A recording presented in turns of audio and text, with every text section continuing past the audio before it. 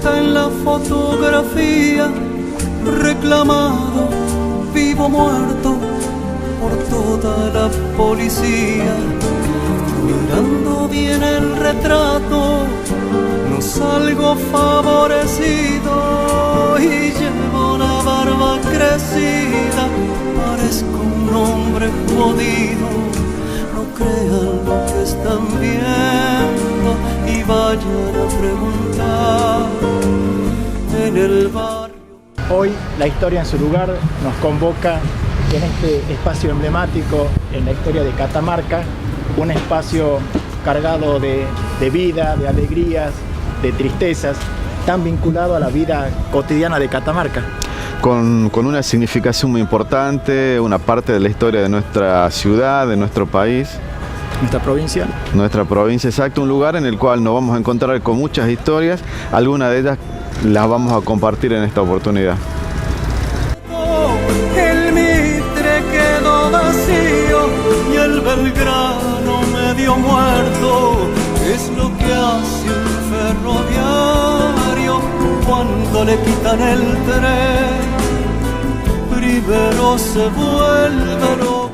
Estamos en la vieja estación del ferrocarril, hoy Palacio Municipal, que con algunas mínimas variantes conserva todavía el formato original. Efectivamente. Con el que fue inaugurado el 25 de junio de 1889 en este edificio construido por Domingo Freddi, que pertenecía al grupo de trabajo de Luis Carabati, y tiene la particularidad de que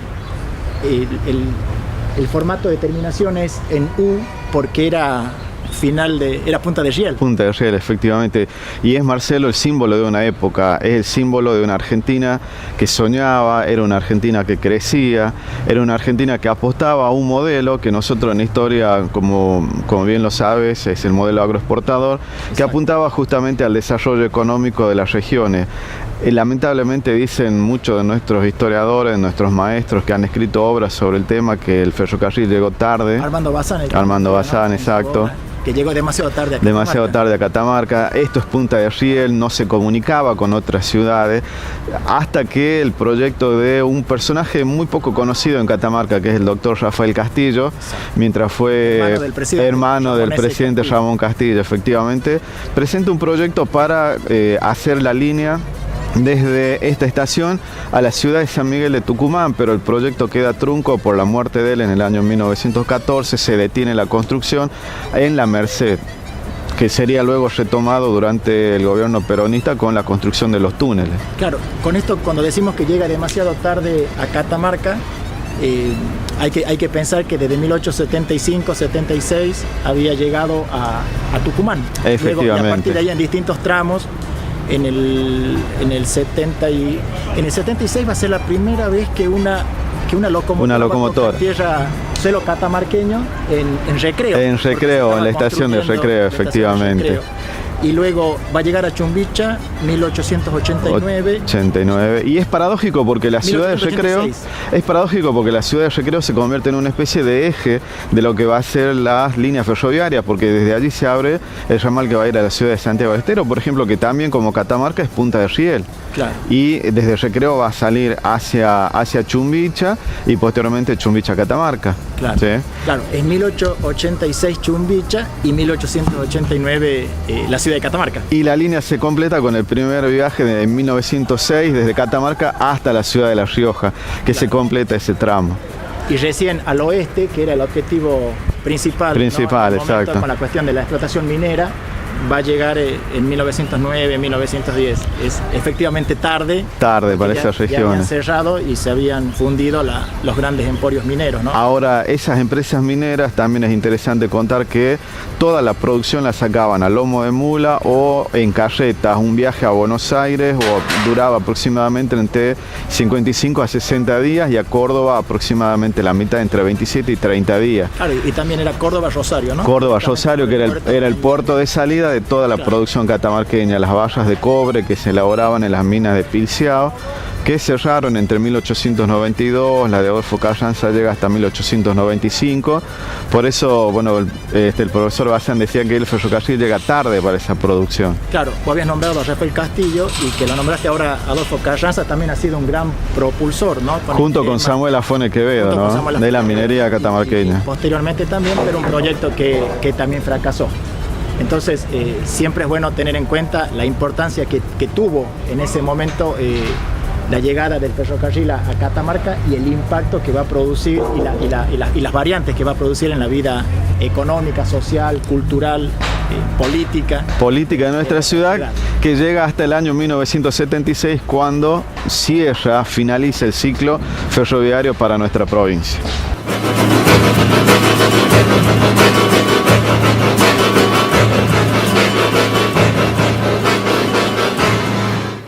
Cuántas historias en este lugar, Marcelo, ¿no? Tantas historias. 1889. Tantas historias y tanta vida en este lugar, ¿no? Tan simbólico para la provincia. Porque vos imaginate que eventos tan importantes como la llegada del primer obispo de Catamarca, Bernabé Piedrabuena, llegó aquí. Seguro. con todos los preparativos, ¿no? Que se conocen, que están documentados de cómo la estación era parte del entorno. De la vida de la ciudad. De la vida, ¿no? Porque formaban, digamos, las columnas de recepción, estaba todo ornamentado con gallardetes. Siempre la estación era parte fundamental, ¿no? Y nuestro obispado se crea en 1910 y al año siguiente, en 1911, va a llegar Bernabé Piedrabuena y está registrado todo su llegada desde la estación, tomando por Rivadavia para ir hacia el viejo obispado, donde está el Museo de la Virgen hoy. Ahí va a estar.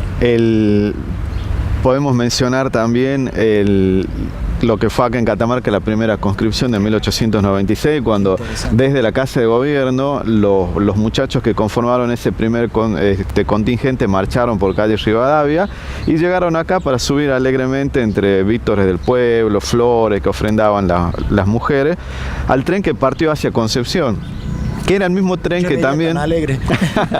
Bueno, ellos iban justamente en un momento crítico del país, ¿no? Sí, obviamente la alegría era el espíritu.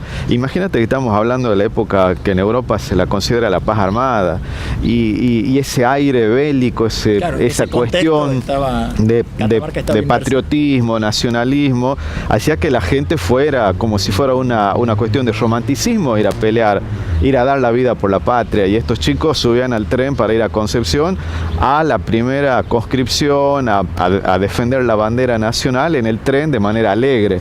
Pero también lo imagino la llegada de los interventores nacionales de 1899, un acontecimiento político. Los interventores llegaban acá y lo significativo es que hacia un lado de los andenes estaban el grupo opositor y del otro lado el gobernador castellano con su comitiva esperándolo. Claro. Así que es de imaginar la escena que debe haber sido, ¿no? Bajar del tren. ¿Y a quién atiendo primero? Al gobernador seguramente. Y el grupo opositor esperando para saludar del mismo modo. Claro, era un evento político importante.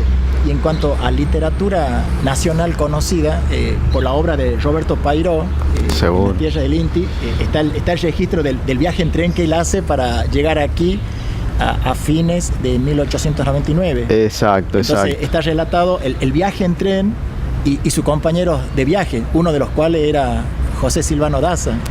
Lo pintoresco, ¿no? Cómo describe la región. Claro. Hay también otro dato que es interesante, lo encontramos en la obra de don Arturo Jaureche, en el Manual de la Soncera Argentina, donde la soncera número 15 la refiere al noroeste y habla sobre lo que los porteños decían el vicio de la siesta. Y cuenta la anécdota que él solía relatar de un diálogo con un político catamarqueño, don Julio Correa, llegando a las 3 de la tarde a la estación aquí en Catamarca, y lo esperaba un perro pila, los changarines que estaban durmiendo en los bancos y no había nadie. Entonces cuando pregunta ahí si la gente, no, dice mi amigo, es la hora de la siesta es sagrada en Catamarca. Más santiagueña que catamarqueña. Más santiagueña que catamarqueña, pero no, muy fuerte. Lo dice Jaureche y él decía justamente cómo desde Buenos Aires se imponía esa idea de que la siesta era símbolo de atraso, y él decía, no, la siesta para estos lugares del noroeste es lugar de descanso porque el clima, las temperaturas tan altas obligaban que la gente se refugiara, que buscara. Bueno, esta estación con sus perros, sus changarines, mostraban que la siesta acá en la estación se descansaba, ¿no? Se descansaba. Se la respetaba la siesta. Y a esta estación, Marcelo, ha llegado Eva Perón en 1950. Exacto, en sus viajes recorriendo el país, también esta estación tuvo la presencia de él, en ese entonces Eva Duarte de Perón, que recorría el país con ese tren en el cual se difundía toda la obra que estaba llevando adelante ese movimiento que estaba cambiando en lo social y en lo económico la nación. Fue muy recordado por los diarios de la época. En esta misma estación, Marcelo, se congregó parte de la sociedad catamarqueña cuando en 1955 llegaron los restos de los granaderos muertos en el bombardeo de Buenos Aires. También fue un acto muy, muy importante, muy numeroso, con concurrencia de las escuelas, inclusive el regimiento de nuestra ciudad que acompañó los cuerpos. Justamente los soldados vivían acá cerca, por la calle Florida, acá nomás cerca de esta estación, y bueno, fue todo un contexto muy, muy emotivo, muy fuerte, la llegada de los restos de los dos conscriptos que murieron ese día, ¿no? El marco de la presencia de Evita fue imponente. Fue imponente en esa visita porque, bueno, la figura carismática que atraía en el recorrido desde Huillapima hacia la ciudad generaba mucha atracción de la gente que quería conocer a esa mujer que escuchaba por la radio, que era el medio de comunicación de excelencia de la época, o a través de los discos que se distribuían sobre todo en esa época. Vos sabés que me han contado testimonios de gente que la ha visto de cerca, claro, de gente grande, y dicen que era hermoso. Sí. Una persona puntual, me acuerdo, que era chiquito, que la vio y dijo que era hermosa, ¿no? Lo que tiene que haber sido en ese momento una figura tan significativa para oficialistas y opositores, ¿no? Porque generaba... Exacto, el carisma que tenía fuerte, generaba amores y odios con la misma intensidad, seguramente.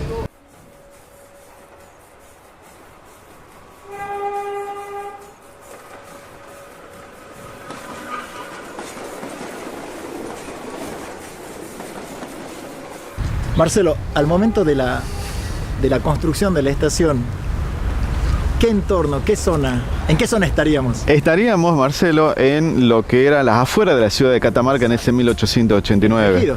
En los ejidos de nuestra ciudad. Ten en cuenta, si nosotros nos ubicamos, está el cementerio municipal que se había inaugurado hace muy poquito tiempo. Exacto. En las afueras de la ciudad, en un entorno más bien agreste, donde se había construido la línea de rieles con terraplenes e inclusive más hacia el sur se habían construido puentes.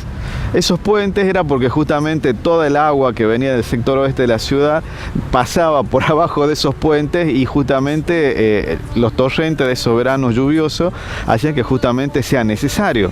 Frente a la Escuela de la Vinita se construyó también un ramal. No existen esos puentes, fueron levantados por la urbanización de la década de finales de los 80, comienzo de la década 90. Toda la parte sur fue urbanizada, diríamos, de nuestra ciudad, y eso ha desaparecido ya prácticamente. Pero esta estación quedaba en prácticamente, diríamos, los ejidos de la ciudad, en las afueras, ¿no? José Marcelo, que siempre me he preguntado por qué no hubo tantos hoteles, no hubo hoteles a la vuelta de la estación como es casi normal. Claro, es llamativo, ¿no? Porque si uno lo compara con la estación de Córdoba o la estación de Tucumán, todavía está rodeada de hoteles. Catamarca tiene la particularidad que en nuestra estación, Punta de Riel, por lo general la gente llegaba o se iban, entonces no era un círculo turístico ni era tampoco un círculo comercial muy importante. Sí lo era paradójicamente Recreo o Chumbicha, donde los vecinos del oeste, tanto Tinogasta, Pomán, Andalgalá, bajaban con sus productos, o cuando se les ya construyó las líneas de esos lugares, bajaban hacia Chumbicha o la estación de Recreo, que eran centros comerciales mucho más activos. Aquí en Catamarca Catamarca, por lo general, su función de esta estación era una función más bien de tipo ceremonial, protocolar, política en muchos aspectos, ¿no? La llegada de visitantes, la salida de familias, pero no había ese movimiento que sí lo tenía Córdoba o Tucumán, ¿no? Si uno consulta diarios y periódicos de la época, la estación estaba presente. La estación está presente, permanente, parte de la vida. Porque llega, por ejemplo, el doctor Ramón S. Castillo a pasar sus vacaciones de verano, por ejemplo. Es la noticia, la novedad. O viajan enfermos a hacerse atender en Buenos Aires, tal familia. Claro. Pero no tenemos ese movimiento que sí lo tiene la estación de Tucumán, por ejemplo, que era la que comentaba, o Santiago del Estero también.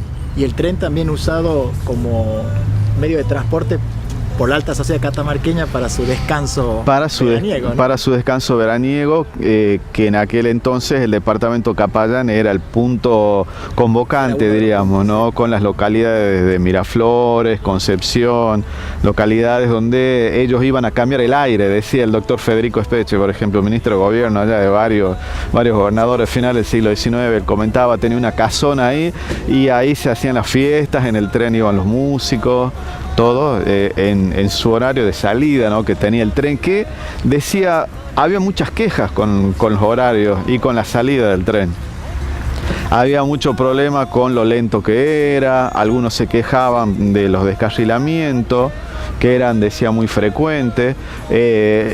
Las crónicas de los diarios son demasiado duras en algunos aspectos con el funcionamiento de este ferrocarril. Claro, y aparte era algo novedoso, ¿no? Así que todo el mundo estaba atento. Todo el mundo estaba atento a ver qué pasaba con el tren. Como un lujo también, ¿no? Era un lujo, seguro. Y era convocante. La llegada convocaba a vecinos, salvo, como dijimos, a la hora de la siesta, que todo el mundo dormía.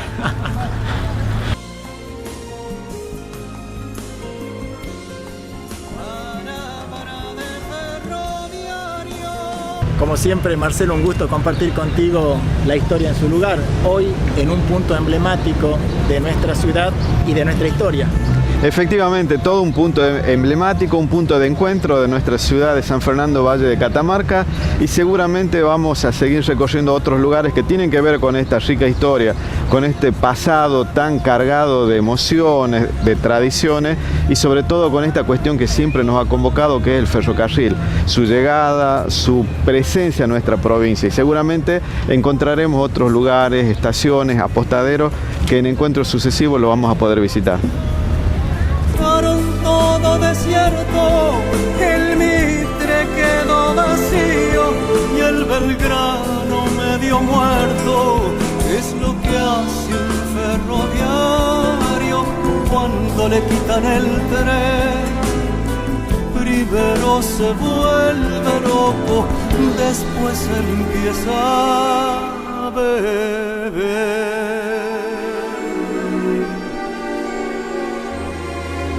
No sé si estaba borracho la noche en que decidí robar la locomotora y volverla a conducir. La pinté de azul y blanco, le saqué brillo al cromado. Cualquier ferrocarrilero estaría emocionado. Llevo 10 días fugado, me sigue la policía y ellos rodean Hernando. Yo estoy en Jesús María. Cuando se acaben las vías tendrán que leer los diarios. Yo no pienso recular palabras.